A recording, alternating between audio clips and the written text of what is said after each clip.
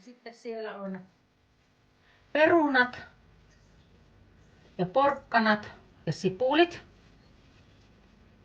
Ja nyt vielä raastetaan punajuuri. Otetaan tämmöiset kertakäyttöhanskat.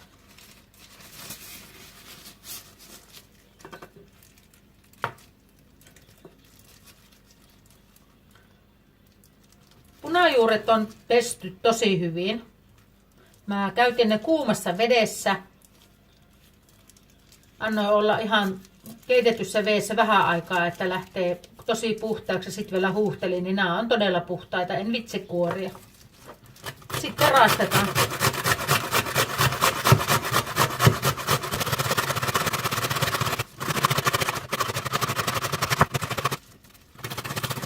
No niin.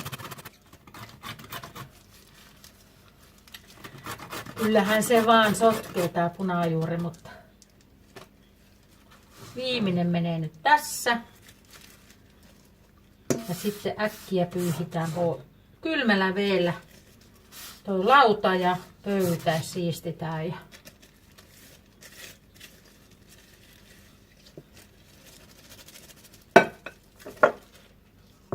siellähän ne punajuuret ja nämä. Siistitäänpäs pöytä.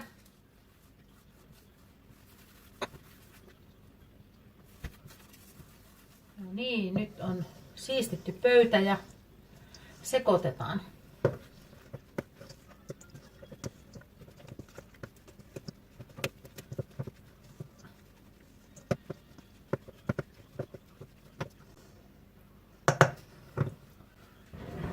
Nyt lisätään suolaa.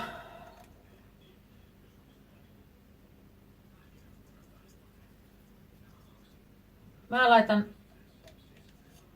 1,5 teelusikallista.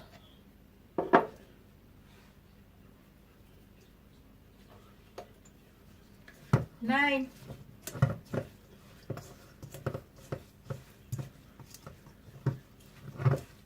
Ja sitten jätetään tämä 15 minuutiksi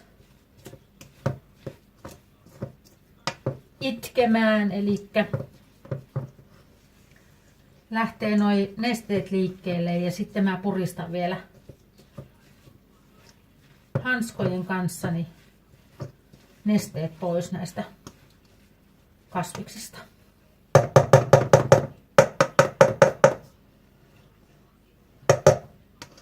Nyt se saa jäädä tähän pöydälle huilaamaan.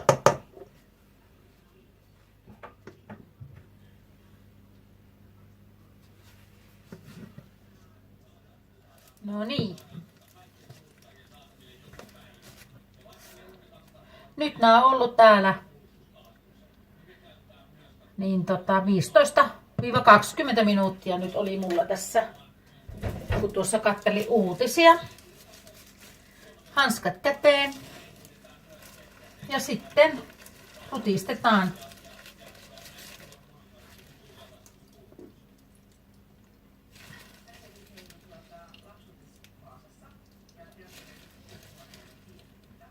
Täältä lähtee nyt hyvin nämä nesteet pois, kun täällä oli tätä suolaa.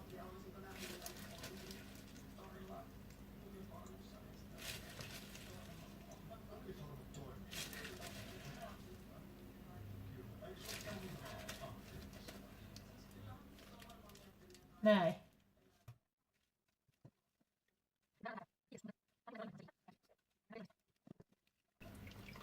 Monet ei viitti tehdä punajuuresta hirveästi justiin näitä pihvejä tai ruokia, kun onhan tää vähän semmoista sotkee toi punajuuri, mutta kun heti pyyhkäisee aina tämän yhden vaiheen jälkeen, niin kyllä pysyy ihan hyvin puhtaana. Ja tässäkin nyt on tosiaan käytetty raakaa punajuurta näihin pihveihin.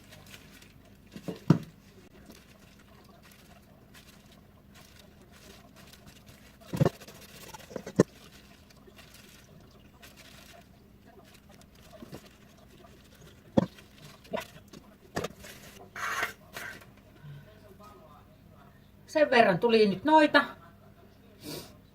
Ja sitten lisätään sinne mausteet ja kananmunaa ja mannaryynejä vielä. Siivotaan paikat. Tämän verran tuli tätä. Tässähän on vielä monta desiä niin tätä mehua. Taikka tätä, niin, nestettä. Että kyllä se kannattaa ottaa pois.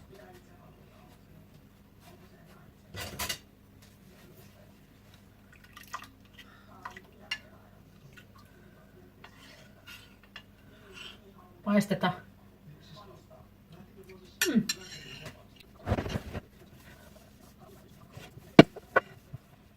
Siinä on nyt punajuuret, porkkanat, peruna, sipuli. Niistä on nyt puristettu se neste pois. Ja nyt sitten maustetaan. Tähän laitetaan 3 kananmunaa.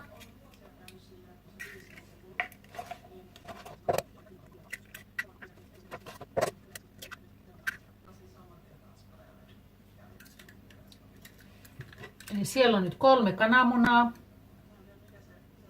Sitten laitetaan musta pippuria. Mä laitan 1 teelusikallisen.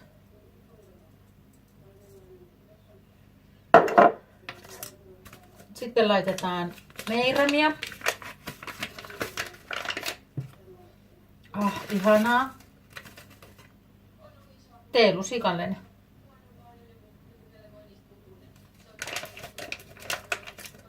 Suolaa en laita tässä vaiheessa, koska tänne tulee kapriksia. Tässä on 1 purkillinen kapriksia ja siinä purkissa oli 60, muistaakseni, tämmönen purkki ja 65 grammaa on näitä kapriksia. Pitäisiköhän niitä vähän pilkkoa? Minäpäs pilkon niitä vähän.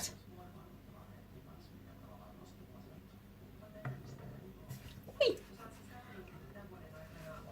Pikkusen hienonnetaan niitä, niin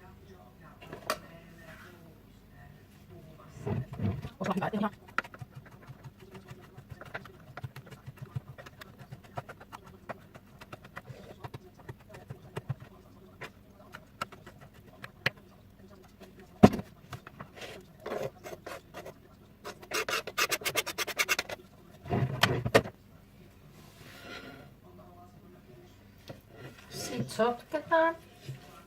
Ai että.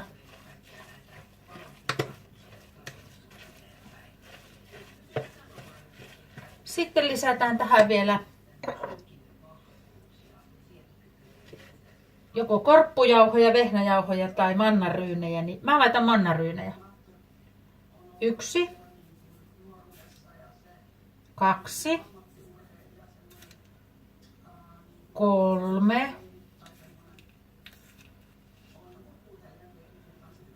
4,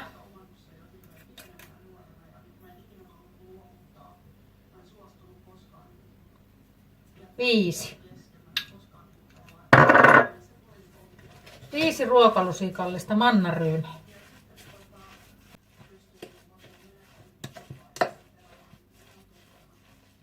Ja Tämä jätetään nyt sitten vielä lepäämään, että noi mannaryynit turpoo ja maut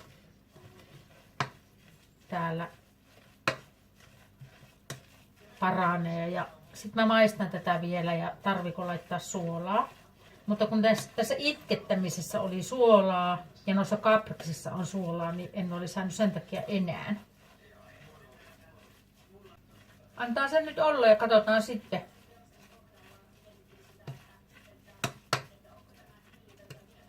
Pitäisikö siihen laittaa valkopippuria vielä?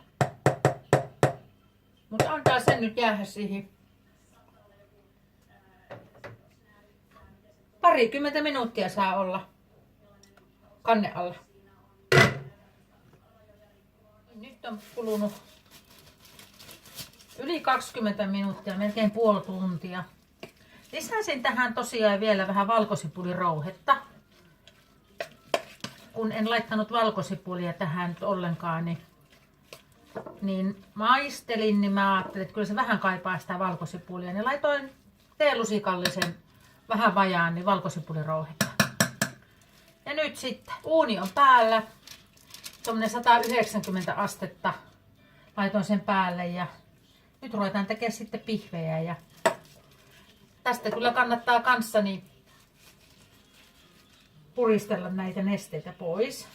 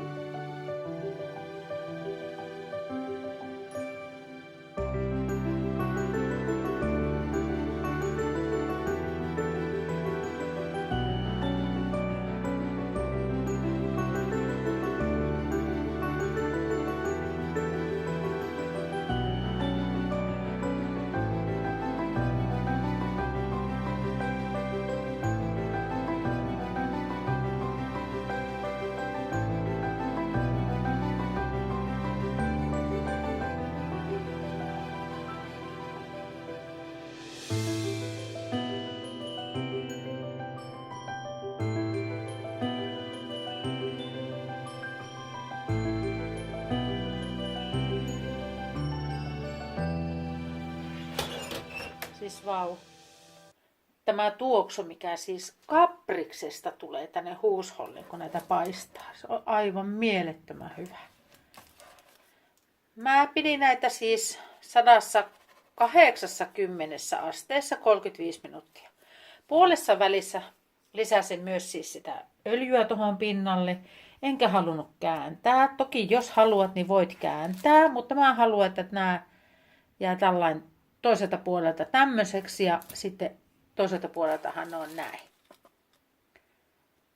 Niin mä halusin, että ne jää tämän näköiseksi sitten toiselta puolelta. Ja nyt nämä on kypsiä. Ihanaa. Ja aivan ihana tuoksu. No niin, nyt on punajuuripihvit valmiina. Tuossa on puolitettu. Ai että nuo kaprikset, tuo aivan ihanaa makua näihin. Siis se tuoksu, mikä tuli tänne huusholliin, kun näitä paistoi uunissa, niin se tuli noista kapriksista ja punajuurista. Tosi upea tuoksu. Ai että. Ja tosiaan kun tähän kasvispihveihin niin en laittanut juustoraastetta tähän massaan, niin mä laitoin sitten öljyä, eli ihan rypsiöljyä tuohon ennen paistoa pinnalle ja sitten puolessa välissä kanssa. Mutta jos nämä paistais paistinpannulla, niin silloinhan automaattisesti siihen tulee sitä öljyä, kun laitat öljylle paistumaan. Vähän kaipaa kuitenkin sitä öljyä, mutta nämä on ihanan kevyet pihvit. Ja mä teen kohta annoksen, mutta aion tehdä